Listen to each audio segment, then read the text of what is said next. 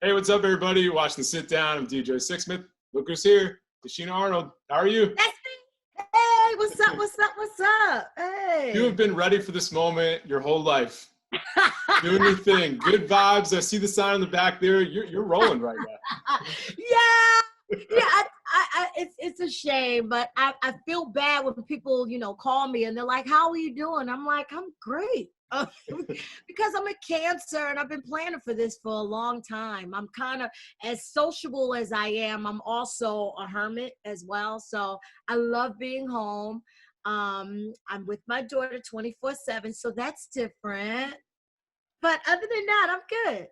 So how are you passing the time? Are you guys watching stuff, reading? I mean, what's been filling up your time?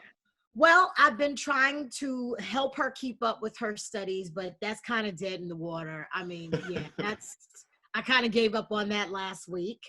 My dog keeps following me around. She's not used to me being home all the time. So I'm like, why does this dog keep following me around? Because she misses her mommy. But I'm actually adjusting. I've been telling people, this is a trying time, but this is just a moment. We're going through a moment and we're going to get through this moment. And that moment is not so much the quarantine, it's not the virus, it's not the actual bad part of what we're going through. The good part and the good moment is being able to do things like rest, like talk to family, reconnect with your children, discover things in your house, dust bunnies. You're finding new dust bunnies that dust areas that you didn't know existed. This is a moment where we can really use the time wisely and effectively so that when we do get through this, we'll come out okay. Yeah, no question about it. And there's also a ton of time to watch stuff, and including your new movie, Clover. So what was it like doing that? You had some pretty funny lines in that one, too. What was the best part of putting it together? Oh my gosh, I think I love the marriage between WWE and Netflix, and for me to be in a byproduct of that marriage is kind of cool. I play a grandmother, which I wasn't excited about it at first. I'm like, a grandma? Oh, come on, man!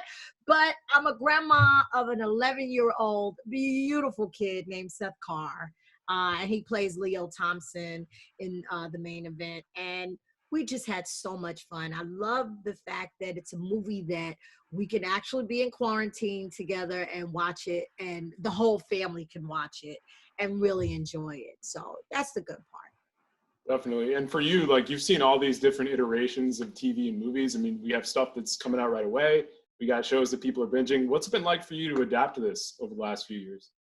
Um, it's been a slow roll, like because I know like with the virtual stuff happening, I'm okay. I'm pretty good when it comes to adapting to environments, adapting to change, because I try to welcome change as best as I can.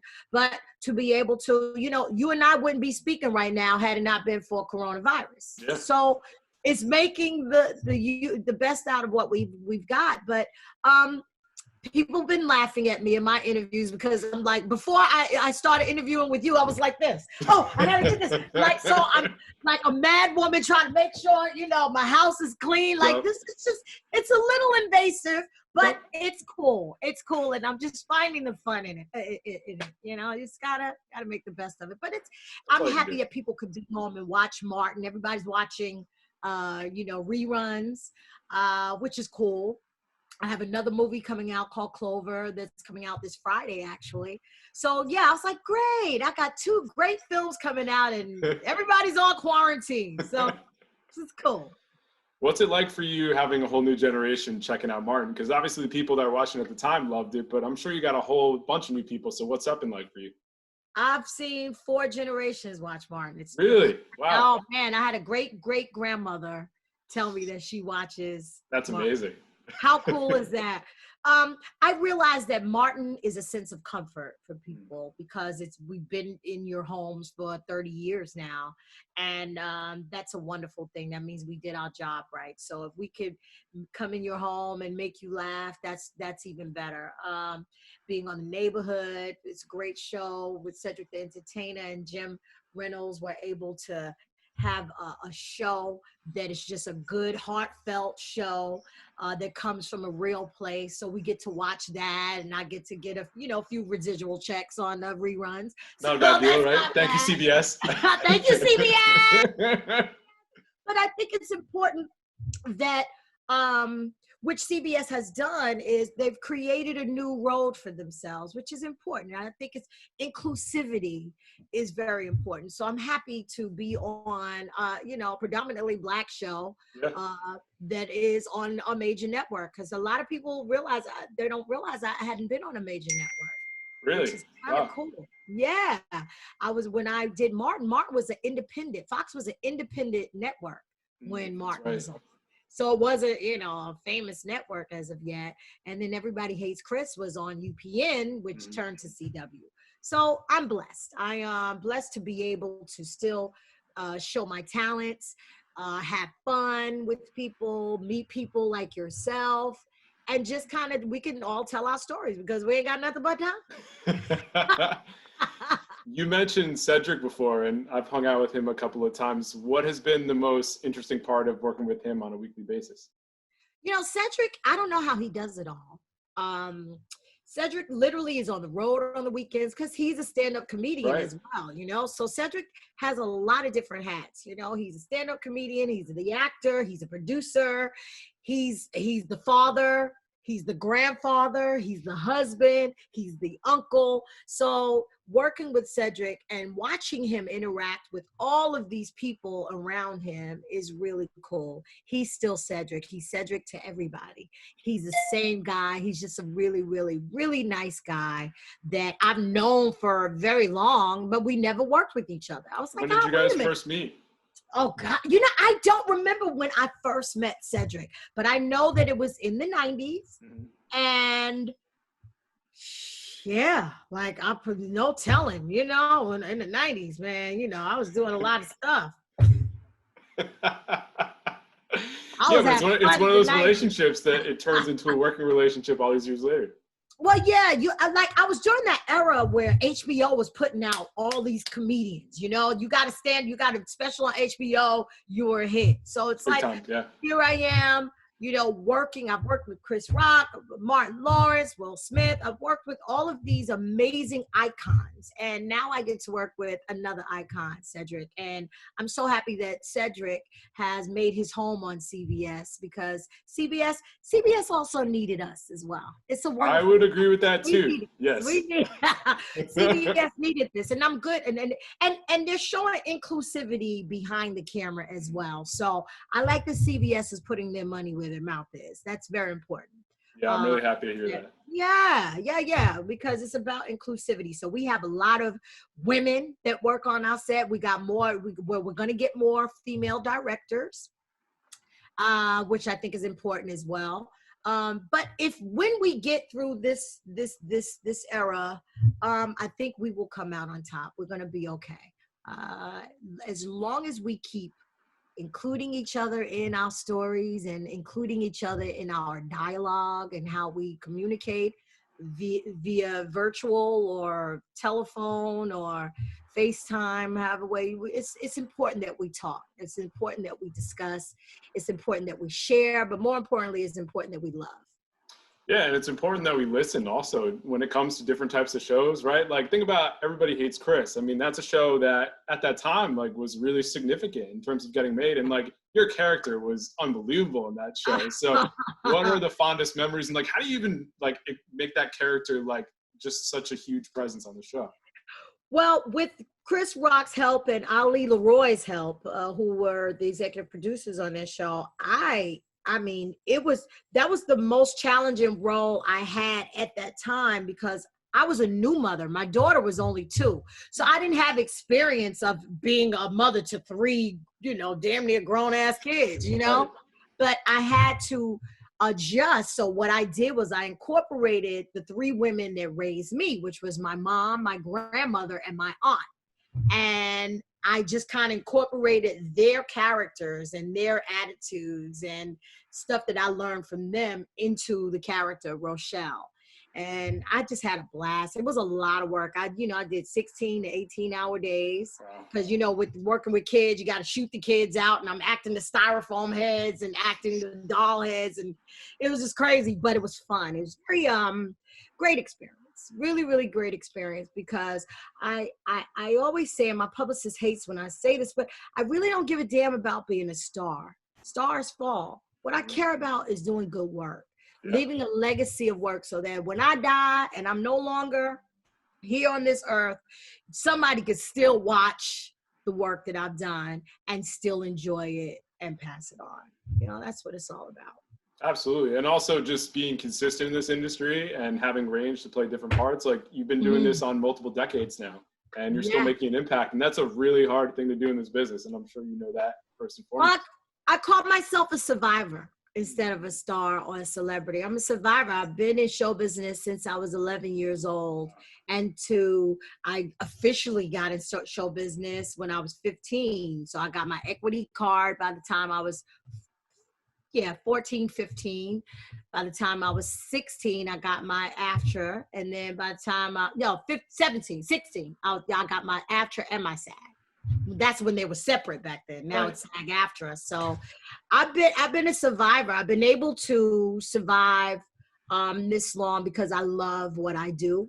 I respect what I do, but more so, God has blessed me to be with some really, really cool, talented people that get it, get creative people in creative positions of creative power that are able to see, hey, we could use Tichina in this. So that's what I want. That's what happened with the main event. I was offered the role. I was offered the role in this movie called Clover as well. That's coming out this Friday. So God has blessed me to do what I love doing. I wake up doing what I love doing. And to be able to say that is true testament to the blessings that God has given me. Definitely. You mentioned Clover coming out on Friday. I mean, it's a pretty serious movie. People are pretty desperate with what they're doing. Then, like, boom, you start stealing some scenes there with some funny lines. So what do you remember about that experience? Well, I love being a badass, and I love being the only black chick in the movie that's given, these two crazy white guys hell. I love it. You thrive in a role like that, right? I mean, it was a dream role. It really was. And to be able to work with Johnny, Abrams, he's a great guy, and I've known him I knew him back in the day where we knew of each other, but to be able to work with him and just in this body of work, and it was fun to do. It was cold as hell in Buffalo. We filmed it in Buffalo, but I didn't have a whole lot to do because I was in the middle of shooting as well. So I was able to do it during my hiatus and my time off, and I'm happy it worked out. But it's a cool movie. I mean, to be in a movie with all of those great, Chaz Palminteri. I mean, come on, you can't. I mean, just start and end right there. That's all you need getting into this. Can't beat it. I mean, and I wish I had a scene with him. I'm not in any of the scenes, but just to, it's great to work with, alongside of other thespians. Who are some people you shared scenes with where you're like, damn, this is pretty cool, or I've always loved this person and I get to hang out with them now? Oh my gosh. You know what? I like the people that I like and that I kind of like, it's the people that I like fan, like, I guess, what do you call them? Fangirl? Yeah. Fangirl, politics. So who are those people? Oh, I love Joy-Ann Reid, Lawrence O'Donnell, Rachel Maddow. So you're just you're rolling MSNBC all day long. I do. I'm an MSNBC girl, but I watch CNN sometimes. You gotta be plugged in. I mean, you gotta know what's up. Gotta know what's up. So politics is kind of my sport. Because I've been in show business all my life, that's kind of my little getaway. I don't watch myself. Like, I don't think I've ever seen a full episode of anything I've done. Wow. No. Because then I'll start Yeah, I'm really critical about certain things. So I remember I watched myself one time do a scene. Like, I don't mind watching playback, but watching myself, like watching the actual the finished result, I'll start thinking about, oh, maybe I shouldn't do that because I look crazy when I make that face. And that's not what comedy is. So I didn't want to, I just kind of stopped watching myself, and I kind of let people criticize me instead of me criticize myself, because I'm my hardest critic. Yeah, I hear you. What are some other things you haven't done yet that you'd still like to do? Is directing something? Are there different types of genres you want to tap into? What else do you like to do? Great question. I really want to direct. I have not put the time into it to do it, but everybody keeps telling me, directors keep telling me, oh, you should direct. I'm like, oh, really? But I do. I want, because I'm kind of bossy, but I'm bossy because I know, being on this side of the camera for so long, I see what happens from that end. And Right. it's like, it intrigues me. I think making all of those wheels turn and putting all the pieces together, it's a lot of fun. So I do want to graduate to being a director, so that I don't have to act if I don't want to. There you go. Well, Tichina, it's been great hanging out with you. Thanks so much for coming on, and talk to you soon, all right? You got it, baby. Thank you for having me. You hang in there. You good? You all right? Oh yeah, we good. We All good. right. All right.